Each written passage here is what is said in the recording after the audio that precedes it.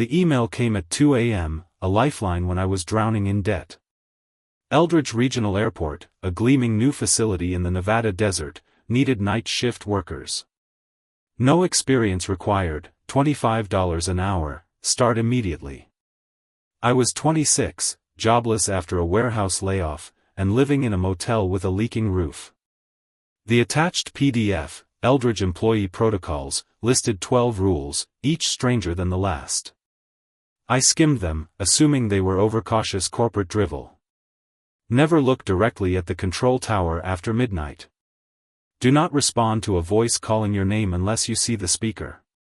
Weird, but I needed the money. I accepted the job and drove out the next day. The airport stood alone, surrounded by miles of cracked earth and sagebrush. Its glass facade reflected the dying sun, and the air smelled of fresh asphalt and jet fuel. Inside, the terminal was pristine, polished floors, empty coffee shops, escalators humming for no one. My supervisor, Carl, met me at the employee entrance. He was thin, maybe 50, with eyes that didn't blink and a voice like gravel. "Follow the rules," he said, handing me a flashlight, a radio, and a copy of the protocols. "They're not suggestions." He didn't elaborate, just pointed me toward Terminal C for my first patrol. My job was to walk the terminals from 10 p.m. to 6 a.m., checking for anything out of place. The airport was massive, a maze of corridors and gates, its emptiness unsettling under the fluorescent lights. The rules looped in my head as I walked: if you hear footsteps behind you, do not turn around. If the lights flicker, stand still until they stabilize. If you see a reflection that doesn't match your movements, walk away slowly. They felt like a prank, but Carl's deadpan delivery stuck with me. By 11 p.m., the silence was oppressive. The escalator's hum was the only sound, echoing off the glass walls. I patrolled Terminal C, my flashlight beam slicing through the dark beyond the lit areas. The rules seemed absurd until I heard a low hum, like a distant engine, coming from the control tower. I glanced up, catching its silhouette against the starless sky. The red beacon pulsed slowly, and my chest tightened. I looked away, remembering Rule 1. The hum faded, but my skin prickled. At midnight, my radio crackled. "Mark, you there?" Carl's voice was flat. I confirmed, trying to sound calm. "Stay sharp. Things get active after midnight." I asked what he meant, but the line went dead. I clipped the radio to my belt and kept moving, the rules now a mantra. The airport felt alive, its emptiness a facade. Every shadow seemed to shift just out of sight. The first incident came at 1:17 a.m. I was near gate 23, checking a locked janitor's closet, when footsteps echoed behind me. They were soft, deliberate, matching my pace. My pulse spiked, but I kept walking, Rule 2 burning in my mind. Do not turn around. The steps grew closer, so close I felt a faint breath on my neck. I gripped my flashlight, its beam shaking, and forced myself forward. The footsteps stopped when I reached the main concourse, leaving me gasping in the silence. I radioed Carl, my voice unsteady. "Something's following me." His reply was instant: "Did you turn around?" I said no. "Good. Keep moving." He hung up. I wanted to run, to ditch the job and drive back to the motel, but I had $12 in my bank account and a maxed-out credit card. I had no choice but to keep going. At 2 a.m., the lights flickered. Rule 3, stand still until they stabilize. I froze near gate 15, the fluorescents buzzing and dimming, shadows twisting across the floor. My breath caught as I counted the seconds: 10, 20, 30. The light steadied, and I moved on, my legs heavy. Then I saw it, my reflection in the glass wall by gate 19. It wore my uniform, held my flashlight, but its head was tilted at an unnatural angle, its mouth stretched into a silent scream. Rule 5, walk away slowly. I backed away, eyes locked on the floor, until the reflection was out of sight. The hum from the control tower returned at 3 a.m., louder now, vibrating through the walls. I avoided looking at it, but the urge was intense, like a magnet pulling my eyes. I focused on the rules, clinging to them like a lifeline. If you find a door marked "restricted," do not open it, even if you hear knocking. I passed one in a service corridor, its red paint peeling, the word "restricted" scrawled in jagged letters. A faint tap came from the other side, rhythmic and insistent. I walked faster, the sound fading behind me. At 4 a.m., a voice called my name. Mark. It was soft, almost a whisper, from the shadows near the baggage claims lost and found desk. My blood ran cold. Rule 6, never respond unless you see the speaker. I swept my flashlight over the area, nothing. The voice came again, closer, a woman's voice, desperate. Mark, help me. My instinct was to answer, but the rule stopped me. I backed away, the voice growing louder, angrier. Mark, why won't you help me? I ran, the sound chasing me until I reached the main terminal, where it stopped. I radioed Carl, nearly shouting. What the hell is going on? His voice was calm, infuriatingly so. You're doing fine, Mark. Follow the rules. I demanded answers, but he only said, finish your shift. You'll understand. The line went dead. I slumped against a wall, my hands shaking, but I had 2 hours left. I forced myself to keep patrolling. The final rule haunted me: if you see a plane at Gate 13, do not approach it. Gate 13 was in Terminal D, isolated and rarely used. I avoided it all night, but at 5 a.m., exhaustion dulled my fear, and curiosity took over. I walked toward it, my flashlight cutting through the dark. The gate was empty, the jetway door locked. I exhaled, relieved. Then a low rumble shook the floor, like a plane taxiing. I turned, and there it was, an unmarked jet, its windows black, parked at Gate 13. It hadn't been there seconds ago. I backed away, Rule 12 screaming in my head. The plane's door opened, revealing a black void. Something moved inside, too tall, too thin, not human. The hum from the control tower was deafening, shaking my bones. My flashlight died, and I ran, boots pounding, until I reached the employee break room. I locked the door and sat there, panting, until 6 a.m.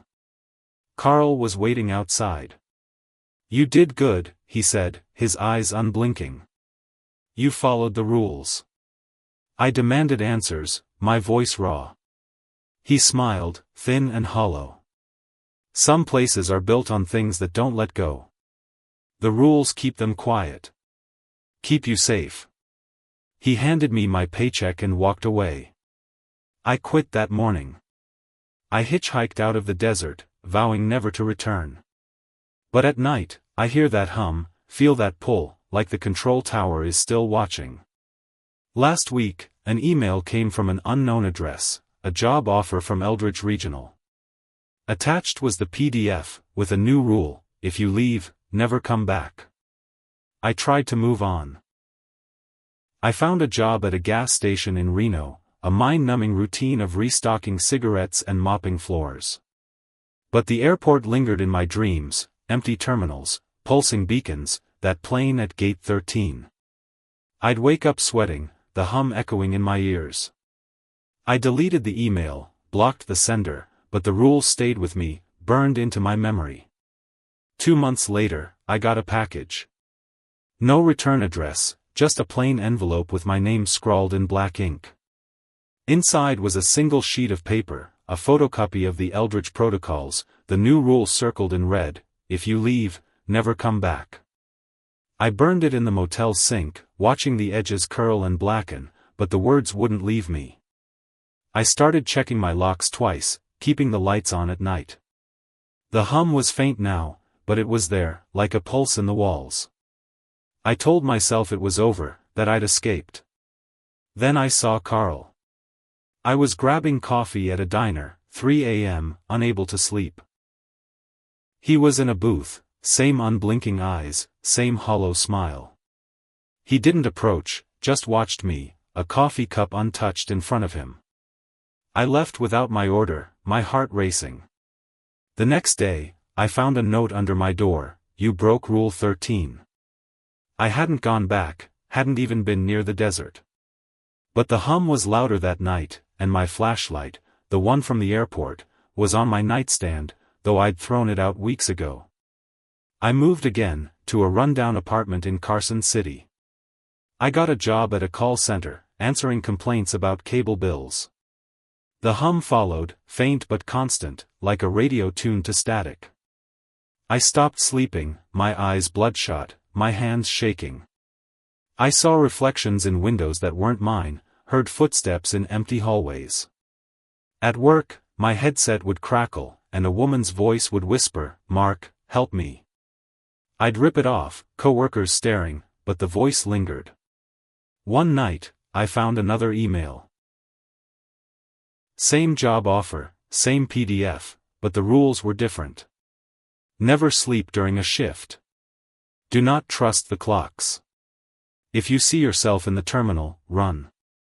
There were 20 rules now, each more specific, more unhinged. I deleted it, but my phone buzzed again, an image of the control tower, its beacon glowing red, timestamped 3:33 a.m. I hadn't taken the photo. I called the airport, demanding answers. The line rang endlessly, then connected to static. A voice, Carl's, said, "You didn't follow the rules, Mark." I hung up, unplugged my phone, and sat in the dark, the hum now a roar in my head. I knew I couldn't outrun it. The airport wasn't just a place, it was a presence, and it had marked me. I drove back to Eldridge. It was stupid, reckless, but I needed to end it.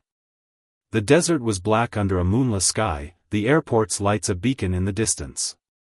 I parked at the employee lot, the same spot I'd used months ago. The terminal was silent, the air thick with jet fuel and something sour, like decay. My flashlight beam trembled as I entered, the rules looping in my mind. The hum was deafening now, shaking the glass walls. I avoided the control tower, kept my eyes down, and moved toward Terminal D. Gate 13 was my target. I didn't know why, but it felt like the source. The corridors stretched longer than I remembered, the signs flickering, pointing in circles. Footsteps followed me, but I didn't turn around. Lights flickered, but I stood still. Reflections warped in the glass, but I walked away. At Gate 13, the plane was there, same as before, its windows black, its door open. The hum was a scream now, vibrating in my teeth. I stepped closer, breaking Rule 12, drawn by something I couldn't name. The shape inside moved, its limbs too long, its eyes glinting like the beacon. It whispered my name, not with sound but in my head, a voice that wasn't human. I ran, the hum chasing me, the airport twisting around me. Doors marked, restricted, appeared at every turn, knocking echoing from within. My flashlight died, and the lights flickered endlessly. I stumbled into the baggage claim, the woman's voice screaming, "Mark, why won't you help me?" I saw her reflection in the glass, pale, eyeless, her mouth a gaping void. I broke Rule 5, staring too long, and she stepped out of the glass, her hand cold on my wrist. I don't know how I got out. I woke in my car, dawn breaking over the desert, the airport silent behind me. My flashlight was gone, my radio smashed. I drove away, the hum fainter but still there. I haven't gone back. I can't. But the emails keep coming, each with new rules, each with my name. The last one had a photo of me, standing at Gate 13, staring into the plane's open door. I don't remember taking it. The hum is part of me now, a pulse I can't shake. I see the control tower in my dreams, its beacon calling. And every night, I check the locks, knowing it won't matter. The airport doesn't let go.